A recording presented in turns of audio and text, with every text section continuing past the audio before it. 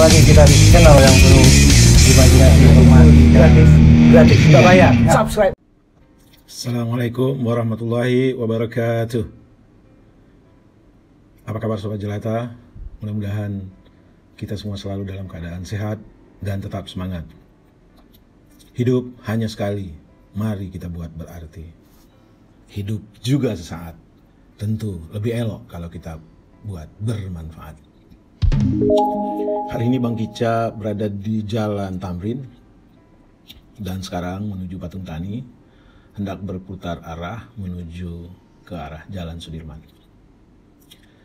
Sobat Jelata, untuk mengisi waktu, Bang Kica ingin mengajak sobat berbincang-bincang, berkicau, berceloteh tentang sesuatu yang minggu lalu kita telah mencelotehkannya, yaitu soal bagaimana musibah tidak lagi direspons seperti sewajarnya, tetapi musibah dijadikan oleh orang-orang tertentu, oleh kelompok-kelompok tertentu, menjadi alat untuk membuli, memfitnah, bahkan menistakan. Dan itu tidak terkait untuk seluruh musibah, tetapi hanya musibah banjir yang melanda Jakarta. Minggu lalu kita telah mengupload sebuah video dengan judul Dampak Banjir Jakarta. Banyak orang alami gangguan kelainan jiwa. Masih terkait dengan celoteh kita 2 atau 3 hari yang lalu terkait banjir Jakarta. Begitu banyak di media massa kita temukan kritikan-kritikan, bulian-bulian, makian-makian kepada Anies Baswedan.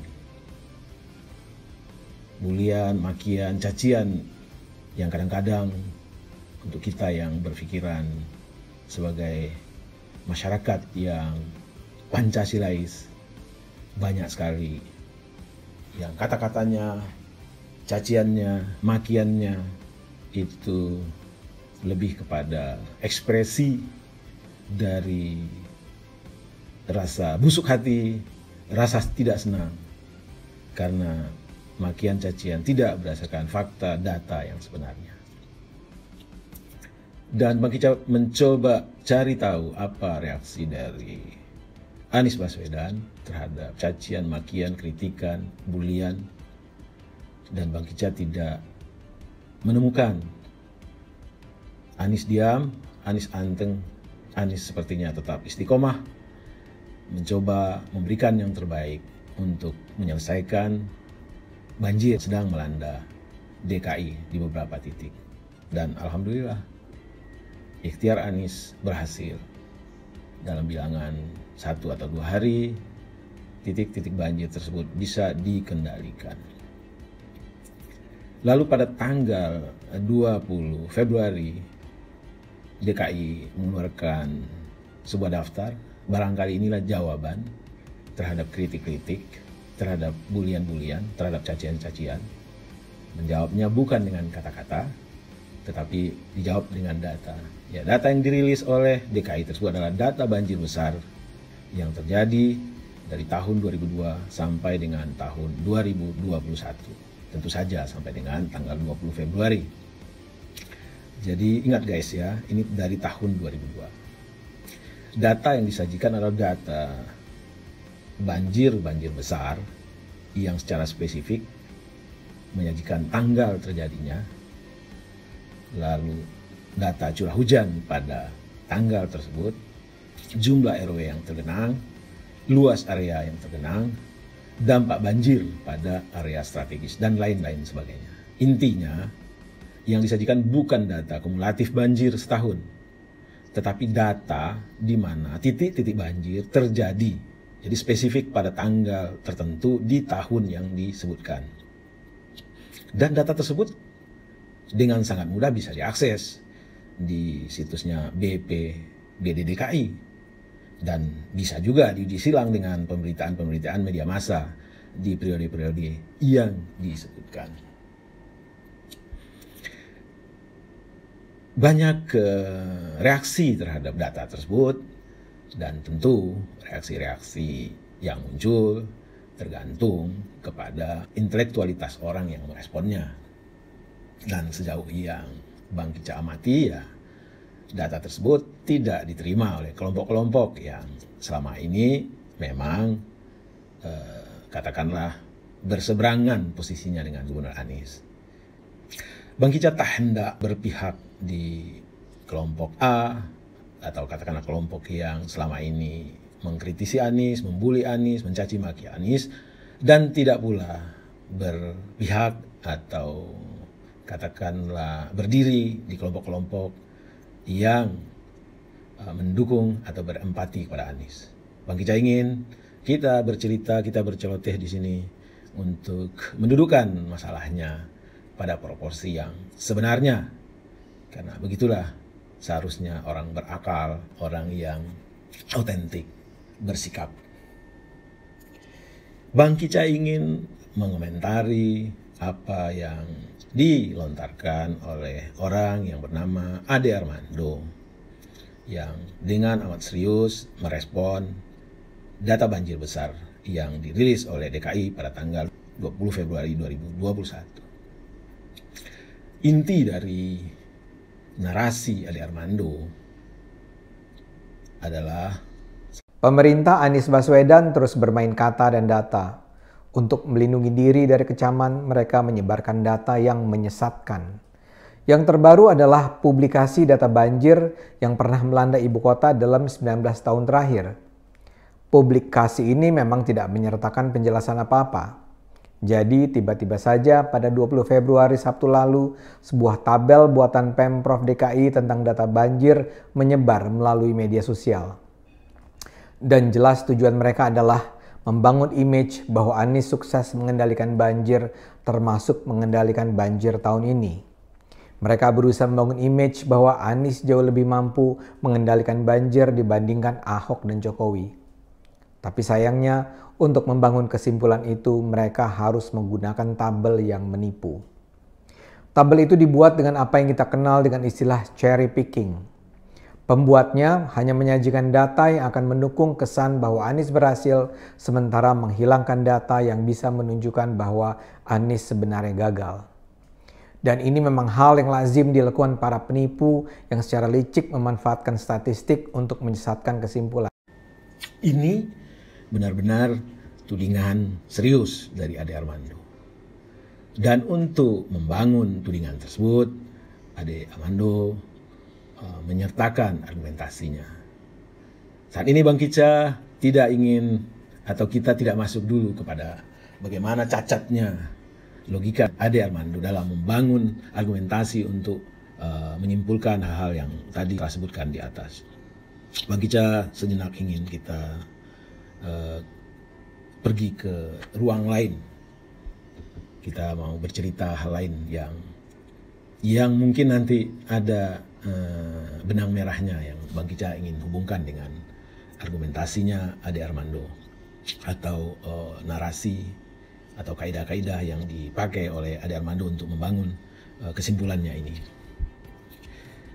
Kita hendak bercerita soal ada sepasang suami istri yang masih muda dan dikaruniai seorang anak yang baru masuk sekolah. Dan sejak anaknya sekolah, lebih kurang 3-4 bulan, kegiatan pagi suaminya bertambah dari rutinitas yang hanya rumah kantor dan kantor rumah. Sekarang rumah, sekolah anak, dan kantor. Dan pada istirahat siang, si suaminya menyebut anaknya ke sekolah dan mengantarnya ke rumah. Bang Kicca tak hendak bercerita soal aktivitas si suami. Tapi di suatu pagi, ketika mereka menjalani rutinitasnya sebelum berangkat adalah sarapan pagi di meja makan, sang suami sedang menikmati secangkir kopi. Tiba-tiba anaknya yang telah mengenakan pakaian seragam sekolah dan menjinjing tas di punggung, memegang sebuah buku dan berlari ke meja makan. Dia berteriak kepada ayahnya, "Ayah, ayah, seks itu apa sih?" "Ya, Anaknya bertanya kepada ayahnya, seks itu apa sih? Sang ayah tersedak. Dia mengernyit dan kaget dengan pertanyaan anaknya tersebut. Belum lagi habis kagetnya, sang anak bertanya lagi dengan suara yang lebih tinggi. Ayah, ayah, seks itu apa sih? Aku bingung. Lalu si ayah terbata-bata mencoba menjawab. Sementara pikirannya berputar. Apa yang salah dengan anakku? Usia masih 6 tahun, masih kecil. Tetapi pertanyaannya, kok sejauh itu? Dia teringat lagi bahwa dari dia kecil sampai dia menikah, satu pertanyaan mengenai seks pun tidak pernah keluar dari mulutnya kepada ayahnya, kepada keluarganya. Karena dia menganggap hal itu tabu untuk ditanyakan.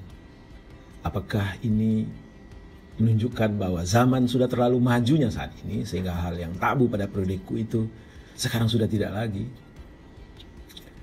Dalam kekagetan tersebut, suara anaknya keluar lagi dengan narasi yang lebih tinggi. Ayah, aku makin bingung nih, seks itu apa sih? Lalu dengan terbata-bata, si ayah menjawab bahwa, kamu tahu bunga? Tahu kan bunga yang ada di taman belakang rumah? Tadinya kan cuma satu pot saja. Sekarang kamu lihat, karena dikembangkan oleh ibumu, dia menjadi ada 6 pot bunga. Lalu si anaknya menyela, bukan itu ayah, aku bertanya seks itu apa sih?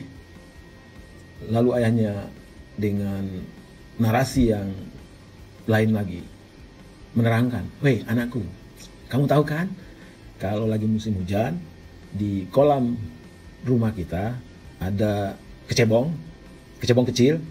Nah itu sebenarnya kodok. Dan kecebong itu asalnya dari telur gitu. Tiba-tiba anaknya melemparkan buku yang ada di tangannya. Ayah isi saja sendiri. Seks itu apa? Aku bertanya, ayah mutar ke bunga, ke kecebong, segala macam. Lalu ayahnya memungut buku tersebut dan melihatnya. Spontan ayahnya tertawa ngakak. Dan ada rasa plong di hatinya. Tahukah Sobat Jelata apa yang tertulis di buku tersebut? Ternyata buku itu adalah buku latihan bahasa Inggris. Yang di kulit depannya ada tulisan name, school, class, dan di bawahnya sex. Segera ayahnya memberikan buku tersebut dan menyatakan kepada anaknya, kamu isi, seks itu adalah jenismu, kamu adalah laki-laki, male. Ya, begitulah Sobat Jelata. Cerita ringan. Dan apa kaitannya dengan narasi-narasi yang dibangun oleh Ade Armando? Untuk lebih jelasnya, mari kita dengarkan dulu apa yang dijadikan dasar oleh Ade Armando untuk menarik kesimpulan bahwa intinya Anies Baswedan terus bermain kata-kata untuk melindungi diri dari kecaman dengan cara melemparkan data yang menyesatkan, yang menunjukkan bahwa jauh lebih berhasil dia dibandingkan Jokowi dan Ahok. Mari kita dengar narasi dari Ade Armando. Begini penyesatannya. Publikasi banjir Jakarta dalam angka seolah memuat data banjir sejak 2002 sampai 2021. Tapi nanti dulu, tidak data setiap tahun yang ditampilkan. Yang ditampilkan hanya 2002, 2007, 2013, 2015, 2020, dan 2021. Artinya hanya data 6 tahun dari rentang 20 tahun itu. Tapi pilihan tahun-tahunnya tidak mengikuti pola yang konsisten. Lihat saja jarak tahunnya, tidak konsisten. Jarak dari 2002 ke 2007 adalah 5 tahun. Tapi jarak antara 2007 ke 2013 menjadi 6 tahun. Kemudian jarak antara 2013 ke 2015 adalah 2 tahun. Dilanjutkan lagi menjadi 5 tahun. Dan terakhir jarak antara 2020 dan 2021 adalah cuma 1 tahun. Sobat Jelata, itu tadi adalah argumentasi atau alasan yang dipakai oleh Ade Armando untuk menarik kesimpulan soal Anies yang membela diri dengan bermain kata-kata dan memanipulasi data. Mari kita bahas satu persatu argumentasi Ade Armando tersebut. Apakah itu sesat fikir atau jahat fikir? Sobat Jelata lah yang menyimpulkan. Nomor 1, Ade mengatakan publikasi data seolah-olah memuat data banjir sejak tahun 2002 sampai 2021. Namun tidak setiap tahun yang ditampilkan. Nah, ini jelas sesat fikir atau mungkin jahat fikir. Kalau kita teliti melihat tabel yang disajikan, nyata bahwa itu bukan data banjir 2002 sampai dengan 2021, tetapi data banjir besar dengan kriteria tertentu. Sekali lagi, data banjir besar dengan kriteria tertentu yang pernah terjadi di rentang waktu 2002 sampai 2021. Meskinya kalau Ade mau membantah, maka bantahlah dengan mencari tahu apakah ada data banjir besar yang masuk kriteria untuk ditampilkan di tahun-tahun yang tidak diungkap, tetapi oleh Pemda tidak ditampilkan. Jadi cari tahu bahwa data yang disajikan Pemda itu tidak merepresentasikan data-data banjir di tahun-tahun tertentu sesuai dengan kriteria tertentu. Jadi sekali lagi Tuan Ade, itu bukanlah data banjir dari tahun 2002 sampai dengan 2021, tetapi data banjir besar dengan kriteria tertentu yang pernah terjadi di rentang waktu 2002-2021. Lalu sesat fikir 2 adalah soal pilihan tahun yang tidak konsisten, yang jarak waktu antar banjir yang satu dengan banjir lainnya polanya tidak sama. Ya, hanya orang dungu yang menagih pola distribusi data yang sama untuk sesuatu yang variabelnya sepenuhnya dikendalikan oleh alam. Mungkin Tuan Ade Armando bisa mengatur kapan hujan deras harus turun sehingga bisa berpola sesuai dengan yang ia harapkan. Tuan lupa bahwa tabel tersebut adalah tabel tentang banjir yang terjadi di 2002 sampai 2021 dengan kriteria tertentu. Jadi bukan soal sebaran banjir yang harus diungkap tahun demi tahun. Bukan, daftar tersebut bukan tentang itu. Lalu sesat fikir atau mungkin jahat fikir ketiga adalah Ade mengatakan dengan penyajian data sepertinya Anies ingin menggambarkan bahwa dirinya jauh lebih berhasil dalam mengendalikan banjir dibanding Jokowi dan Ahok. Tentu ini kesimpulan sesat dan sungguh amat jahat. Tidak satupun indikasi dalam daftar yang dirilis oleh Pemda DKI yang bisa menggiring orang berkesimpulan seperti yang Ade maksud. Apalagi data yang disajikan dimulai dari tahun 2002 dan itu jauh dari zaman Jokowi Ahok. Ini makin menunjukkan bahwa kemarahan Ade pada Anies adalah resultan dari kalahnya Ahok di 2017. Yang tentu mustahil kita berharap objektivitas dan akal waras keluar dari manusia-manusia model begini. Sebenarnya banyak lagi cacat logika atau jahat logika yang bisa diungkap dari narasi Ade Armando. Tetapi Bang Kicca tak hendak memperpanjangnya karena cukuplah dari kesimpulan bahwa Ade mengaitkan ini dengan Jokowi Ahok patut atau dapat kita duga bahwa ini bukan masalah objektivitas tetapi masalah dendam kesumat, dendam tidak menerima kekalahan. Sobat Jelata yang berbahagia, tentu sobat bertanya apa kaitannya argumentasi Ade Armando ini dengan cerita kita soal seorang bapak yang ditanya anak tentang apa itu seks. Ya, perbandingannya begini. Kalau ketidaktahuan si bapak tentang apa yang ditanyakan oleh si anak dan si bapak menilainya, meresponnya dengan persepsi yang ada di benaknya tentang apa itu seks, masih bisa kita pahami bahwa ini hanya masalah klarifikasi atau pendalaman tentang apa yang dimaksud oleh anak. Begitu si Bapak tahu bahwa yang dimaksud oleh anak dari buku yang diberikan anak adalah soal jenis kelamin, maka dengan serta-merta si Bapak atau kita semua bisa clear melihat masalahnya. Tetapi lain halnya dengan orang yang kita tahu dia adalah seorang PhD, dosen di perguruan tinggi ternama, dan dia melihat dengan nyata data yang dirilis oleh Pemda DKI, tetapi dia membacanya dengan kesimpulan yang udah ada di benaknya, sehingga data tersebut digiring untuk mendukung kesimpulannya. Dia tidak menilai objektivitas dari data, dia tidak menguji kesahihan dari data dengan mencari informasi lain, tetapi dia menggiring data. Dia menggiring data. Inilah yang sejatinya cherry picking, menggiring data sesuai dengan kemauannya untuk mendukung kesimpulan yang bukan sesat tetapi jahat. Jadi boleh dikatakan ini yang dimaksud dengan membangun argumentasi sesat untuk mendukung satu kesimpulan jahat. Dan teman-teman, jangan ditiru perilaku seperti ini.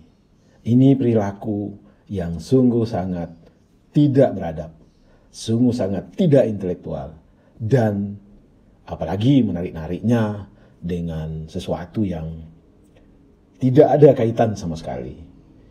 Katakanlah menarik-nariknya ke Jokowi dan Ahok. Dan ini sungguh sebuah narasi yang bisa membelah persatuan dan kesatuan kita. Kalau orang-orang ini dibiarkan beropini, berpendapat dengan sesuka hatinya, maka tentu ini sungguh sangat membahayakan ketenangan kita, persatuan dan kesatuan kita. Apalagi di saat-saat pandemi yang sedang marak atau yang sedang kita alami saat ini. Sobat Jelata, demikian kicau pendek ini. Mudah-mudahan kicau ini bisa membuka satu perspektif baru dalam pemahaman kita bagaimana sebaiknya atau bagaimana seharusnya kita merespon suatu informasi, menganalisis suatu data, sehingga kita mendapatkan satu kesimpulan yang setidak-tidaknya tidak memihak, kesimpulan yang setidak-tidaknya menunjukkan keadaan yang sebenarnya. Wabillahi taufiq wal hidayah. Wassalamualaikum warahmatullahi wabarakatuh. Sekali lagi, hidup hanya sekali, maka mari kita buat berarti. Hidup sungguh sesaat, maka sangat elok kalau kita buat bermanfaat. Salam sehat dan bahagia.